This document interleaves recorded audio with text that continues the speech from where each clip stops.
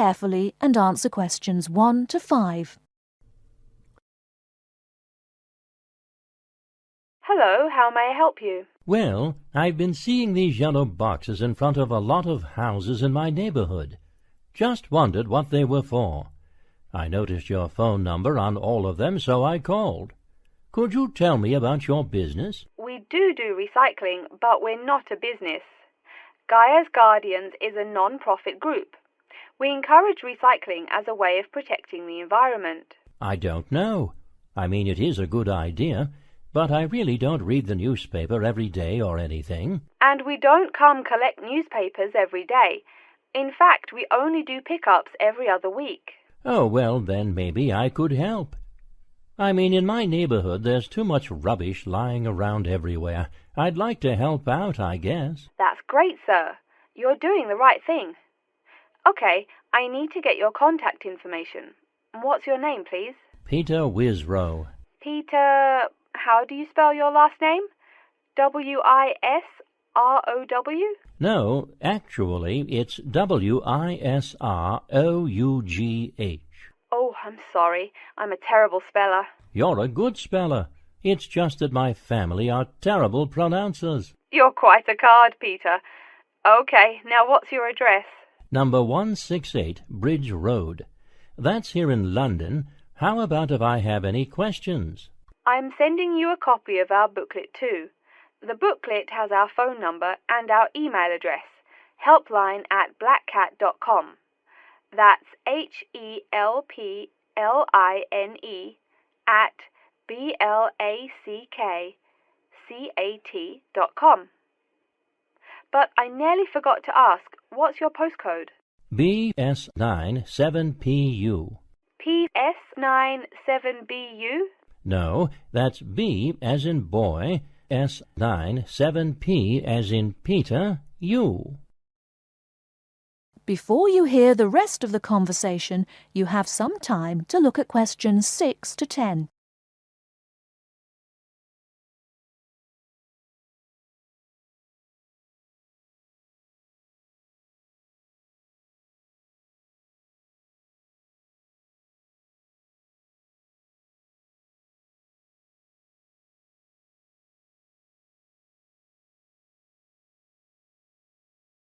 Now listen and answer questions 6 to 10.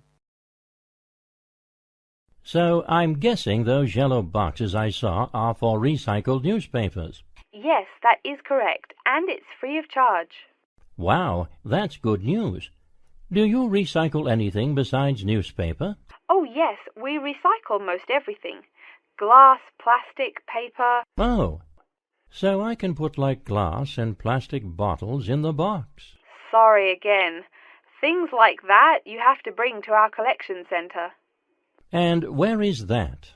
Our main centre isn't that far from you. It's actually right on the east side of Central Park. That new blue building? That's the one. Cool. Hey, what's with all those different colored boxes outside that place? Oh, that's for the different materials we recycle. The blue is for metal, the green is for glass and plastics, and the yellow, of course, is for paper. Okay. I'll try and manage to keep all that straight. Oh, no need. They're each labelled. Great. So which one would I put magazines in? Actually, they don't go in any of the bins. Unfortunately, magazines can't be recycled because of the material they're made of. It's such a waste. So, would you be interested in volunteering? I'll think about it. Could you send me some more info? Absolutely. Along with the newspaper box, I'll be sending you our booklet, Savvy. That is SAVVY. It tells you about what you can do to protect the environment in your daily life. Plus, it lists things you can do as a volunteer with our group. Hey, that's cool. Thanks. My pleasure. Do you have any other questions or concerns? Nope, that's it. That is the end of section 1. You now have half a minute to check your answers.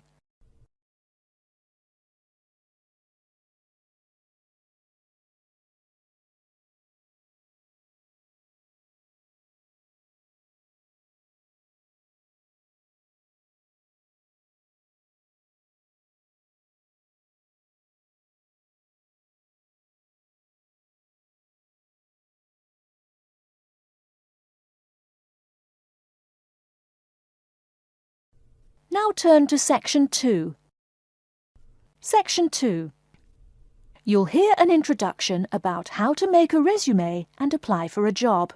First, you have some time to look at questions 11 to 17.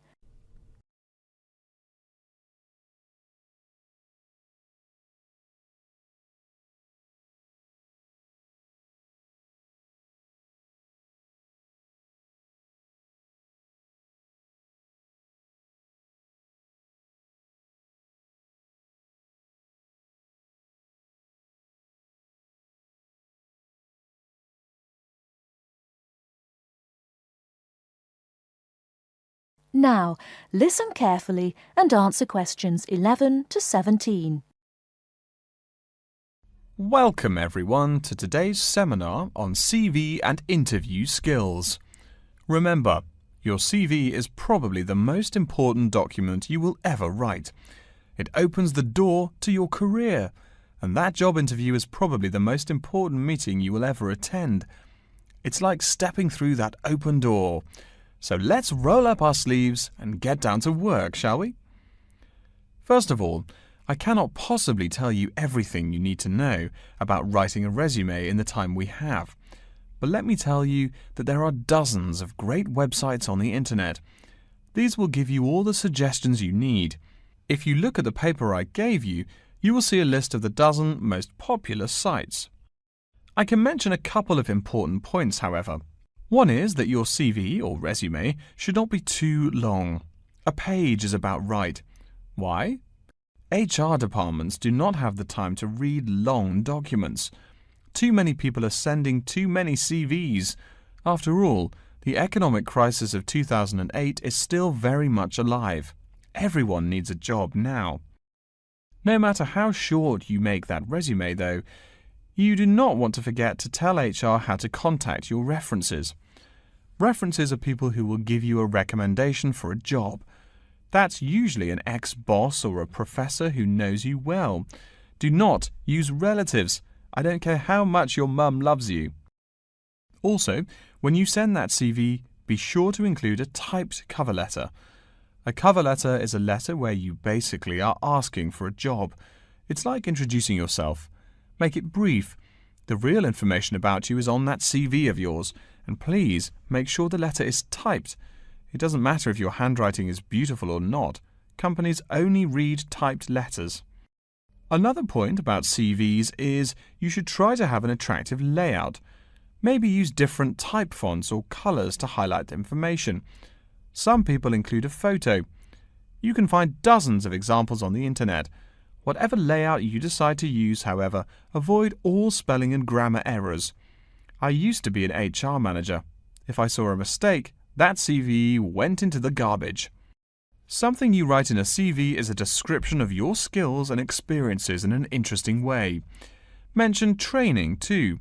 I mean, these are what get you hired. Do not just say, I have lots of experience, or I have many skills. Tell that boss what you did, for what company, and when. Better, tell him how well you did it.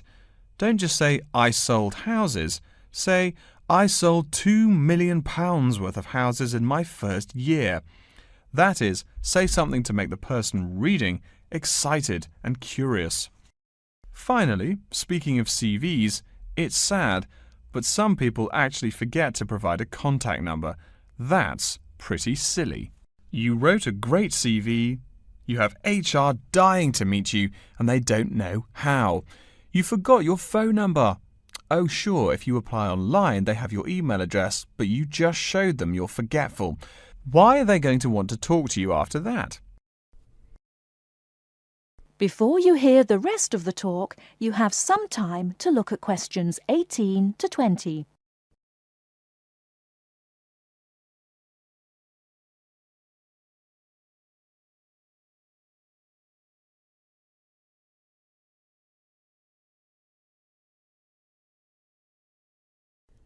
Now listen and answer questions 18 to 20. Alright, moving on to the actual interview. I'll go over what you need to know by the end of it and what you can discuss and negotiate on later once it looks like you'll be offered the job. First, there's working hours. It's not that necessary to hammer out the hours off the bat, especially since it's easy to come off as lazy when the first thing you bring up is how much you're going to have to work. You can also find out more about possible promotions later on. It is important, however, to get a feel for how much you'll be paid. You should make sure the salary range is commensurate with what you're worth, and if you're not, you can move on to better opportunities. Being sure you're going to make what you want to live on is much more important than issues like your pension. You're also young, that your pension is not going to matter for quite a long time. You should find out about what skills you must know for the job and what they'll teach you. In addition, if the company will provide training, you should find out how long the training period is and whether it is paid. Beware of any jobs that want you to train for a long time without appropriate compensation. Speaking of compensation, find out about holidays as well. Do you get paid vacation time? Are you allowed to take personal days? Do you have to work on national holidays? Once you work out these main issues, you can move on later to details like the location and expected attire and whatnot. Wow, that's a lot of information. Let's take a break so you can think everything over and ask any questions you may have. Don't hesitate to come and see me if you need any clarification on all this stuff. That is the end of Section 2. You now have half a minute to check your answers.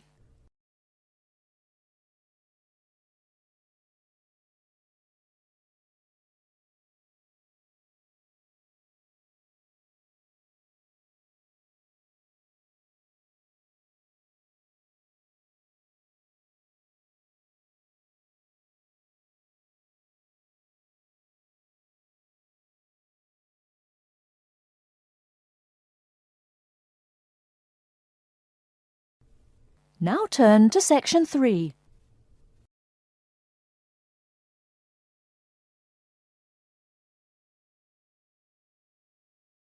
Section 3.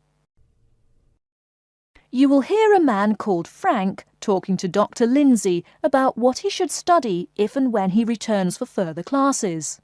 First, you have some time to look at questions 21 to 25.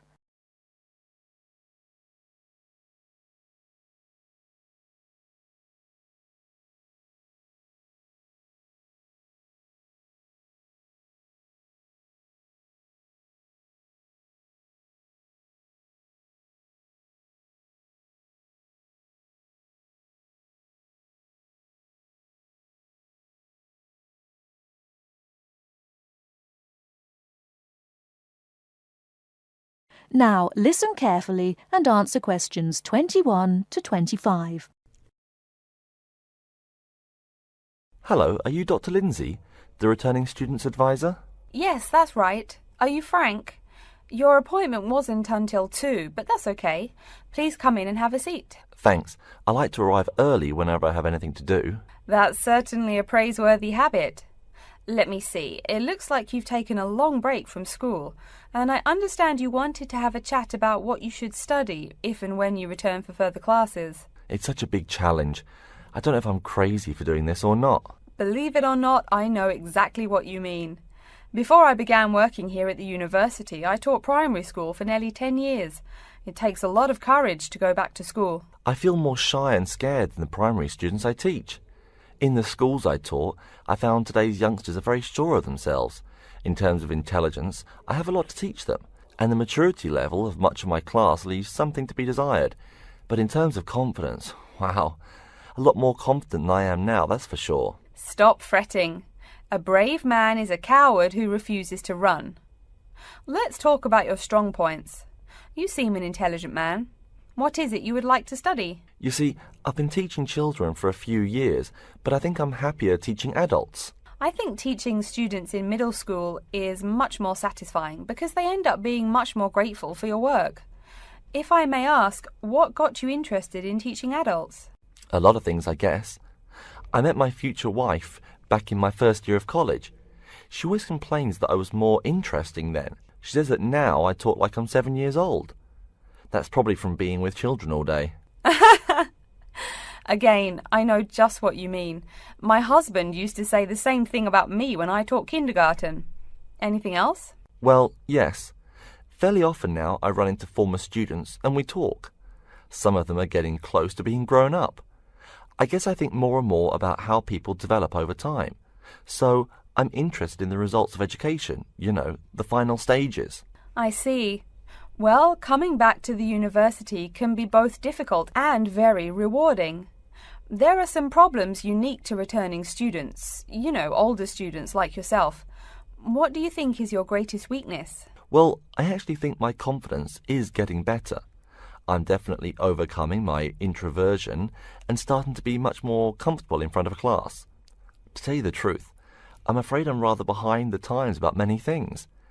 It's more difficult for me to chase after the popular things youngsters are fond of, such as iPhone, Twitter, if you name it. I think I understand.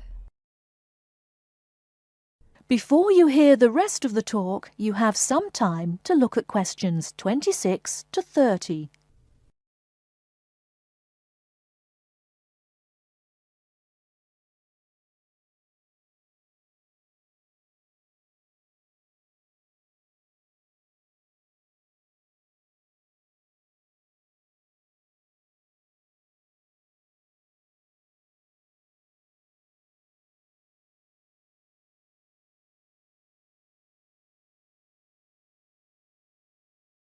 Now listen and answer questions 26 to 30.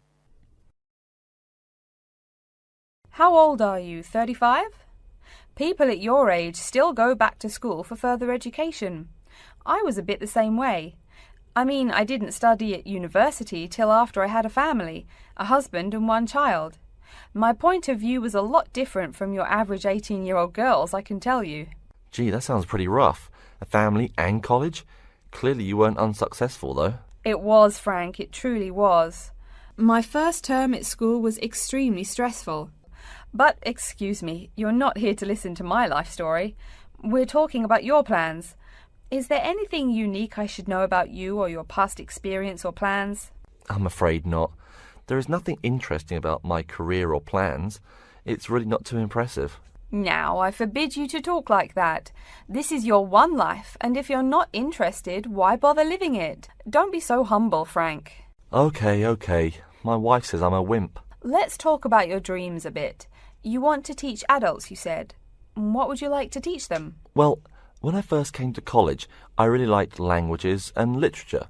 A lot of people have told me that for practical reasons, it would be more rewarding to choose business management as my major. But I made up my mind to study liberal arts once I got the idea of going back to school. I must say it's refreshing to meet someone who knows there's more to an education than computers and finance. Let's have a look at the university course catalogue. Excuse me, Dr. Lindsay, before we do that, could I maybe ask you some questions about changes in university life? I think I need to discuss that so I know what to expect. Of course, I'm here to help you. The biggest thing to get used to is the change in technology. Professors present things on huge screens, many of which are interactive computerized whiteboards. You can write on them still and use them like a touchscreen. They're really handy. No more sloppy scribbled notes on the projector. Let's see, I doubt you'll be living in student housing, so I won't go into all the improvements there. Another major change that you'll enjoy is the plethora of resources available for students. As a student, you have 24-hour access to the gym and library privileges that include the use of school computers to scan, copy and print. And of course the media library, which contains movies from all genres and most of the movies listed on AFI's top 100 movies of all time. The dining facilities are also not what they used to be. They offer choices for all diets and you can expect a hot meal any time of day. Wow, things really have changed. I'll be sure to utilise all those great facilities in my time here. Thanks for all your help, Dr. Lindsay. I think that's all the questions I have for now. That is the end of section 3. You now have half a minute to check your answers.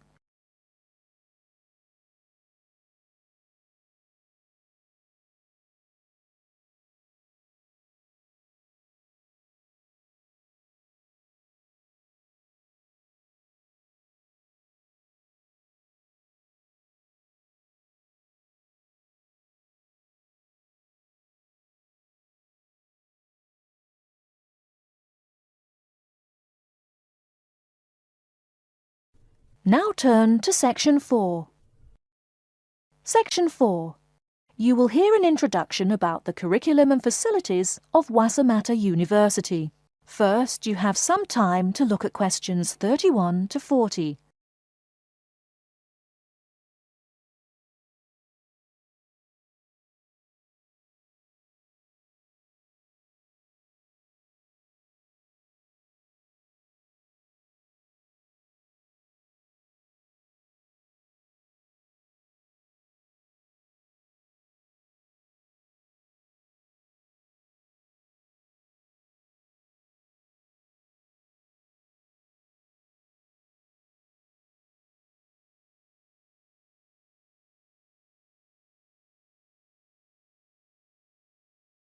Now listen carefully and answer questions 31 to 40. Okay, and welcome back. During the short break we just took, several of you approached me with questions. So before going on with the orientation talk, I'd like to address those queries. As I found, if one person asks a question, probably a dozen others are wondering about the same thing. The first question is whether Wasamata University employs modules technology as an instruction method. The answer is yes, we do. At least that's what the university catalogue says. If some of you don't understand what modules technology is, don't worry. I googled the word but couldn't find it. Apparently though, it's a method of broadband wireless access. At least that's what an American company's website told me. But again, don't worry. If you need to know something more, your professor can tell you.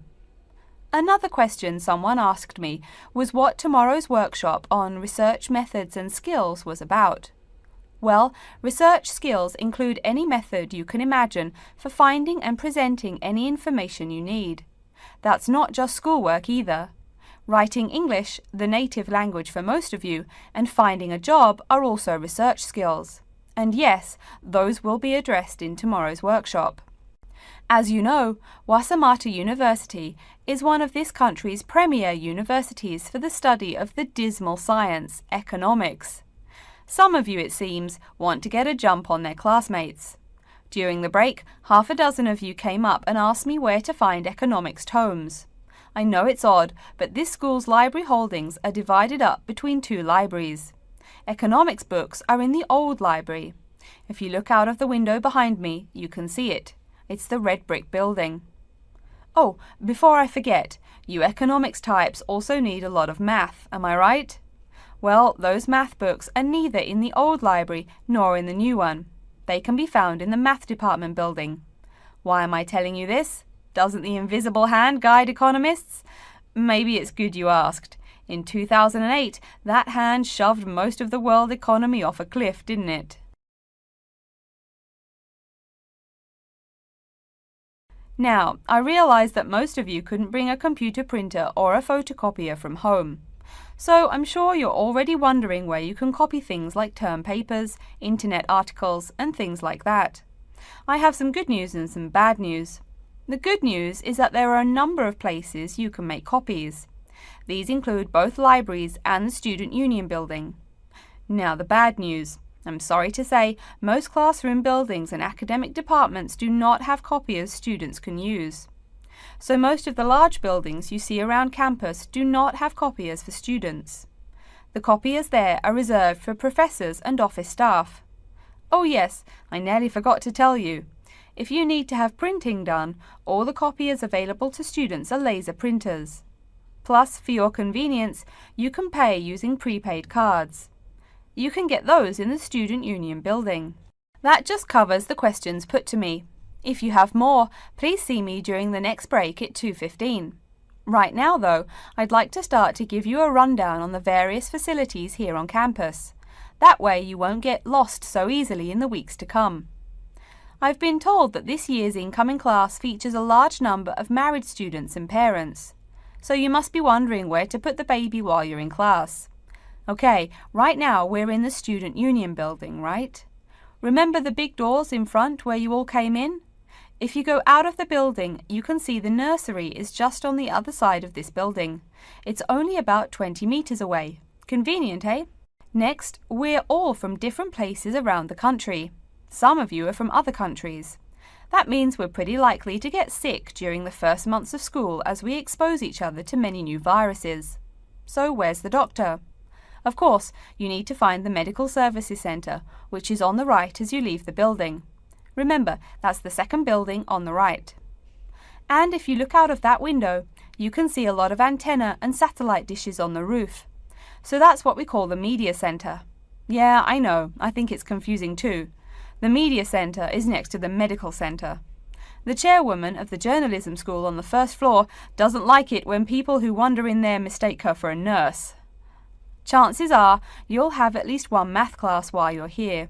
That red building there, just outside to the left, is the math department building. I know, it looks about as old as the subject of math, but I assure you that the inside is equipped with state-of-the-art classroom equipment, including interactive chalkboards and surround sound in every room. Oh, can you see the back building there? Yes, behind the Media Centre. Quite new, isn't it? That's the new library, just decorated. They're back to back, you might say. If you look just to the left of it at the lower, older-looking building, you'll find the old library. It's nice and quiet, perfect for those marathon study sessions during exam week. Since the weather is so nice, why don't we stop looking at our maps but go for a walk around the campus? That is the end of section 4. You now have half a minute to check your answers.